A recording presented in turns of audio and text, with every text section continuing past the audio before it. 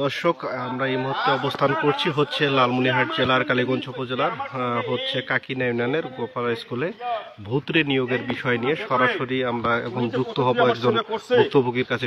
উনি অনেক লাঞ্ছিত আমার হাতে হয়েছে। মাধ্যম অফিসে উনি হুবহু মিথ্যা কথা বলে, মাধ্যম অফিসে ওখানেও আমি ওকে লাঞ্ছিত করছি। এই কালাম মাস্টারকে ইনি যাহা বলে সব মিথ্যা কথা বলে। হ্যাঁ, ওনার নাম জাহাঙ্গীর না কালাম? না, ওনার নাম কালাম মাস্টার। উনি যাহা বলে সব মিথ্যা কথা উনি বলে। না, প্রধান শিক্ষকের নাম হেডমাস্টার।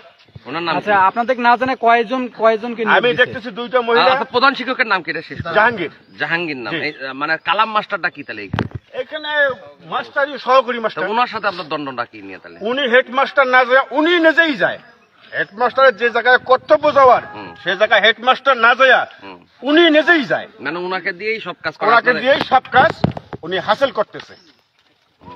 কয়জন নিয়োগ দিছে এখানে? এখানে 3 জন আপাতত দেখতেছি আমি, 3 জন। যেদিন নিয়োগ পরীক্ষা সেদিন আপনি জানছেন? কোনো কিচ্ছু জানি নেই, কোথাও তো শুনে নেই নিয়োগটা কোথায় হয়েছে না হয়েছে, তাও জানি না। ম্যানেজিং কমিটি হিসেবে তো আপনাদের দায়িত্ব। ও কিচ্ছু একটা চা খাওয়ার দাওয়াত সে আমাদের কোনোদিন গ্রহণ করে নাই। সে মাধ্যম অফিসার, সে আমাকে মাধ্যম অফিসার স্যার আমাকে ফোন দিয়েছে যে নুরবক্ত ভাই আপনি নির্বাচিত প্রার্থী, এরা 6 জন আসছে এখানে কমিটি গঠন করার জন্য। আমি বলছি স্যার উনি যে ওখানে গেছে আমাদের 4 জনকে অবগত করে নাই। বলে মাস্টার বলছে। আমি স্যারকে দেন, যদি ওনারা আমাকে যদি অবগত করে থাকে তাহলে আমি স্যারের কাছে ভুল স্বীকার করে ওখানে যাব। স্যারকে দেন, হেডমাস্টারকে দেন।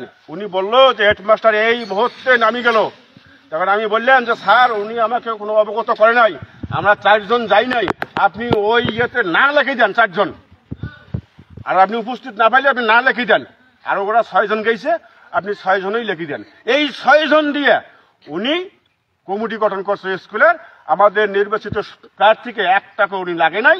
বাংলাদেশ সরকার নির্বাচন দিল কেন, আর আমাদের নির্বাচিত প্রার্থী ছাড়া কিভাবে কমিটি উনি পাশ করে আনে সেটা নির্বাচন কমিশনার জানে, আর নির্বাচন ওই বোর্ডের চেয়ারম্যানই জানে। আপনাদের কমিটিতে কি মেয়াদ উত্তীর্ণ হয়েছিল বলতে পারেন? কোনো মেয়াদ উত্তীর্ণ নেই। ও শুধু আমাকেই বলে, খালি ধোকা দিয়ে বলে যে অ্যাটাক অ্যাটাক অ্যাটাক অ্যাটাক। নির্বাচিত প্রার্থী হওয়ার পরও এখানে অ্যাটাকটা কি কারণে আসে এখানে অ্যাটাকটা? ও অ্যাডক কমিটি। হ্যাঁ, অ্যাডক কমিটি। নির্বাচিত কমিটি কতদিনের মেয়াদের এটা জানেন? 2 বছরের মেয়াদের। আপনার কয়দিন হয়েছে নির্বাচন? এখন প্রায় 8 মাস হয়ে গেছে। মানে 2 বছর এখন হয়নি নির্বাচন হওয়ার। 2 বছর হয়নি না।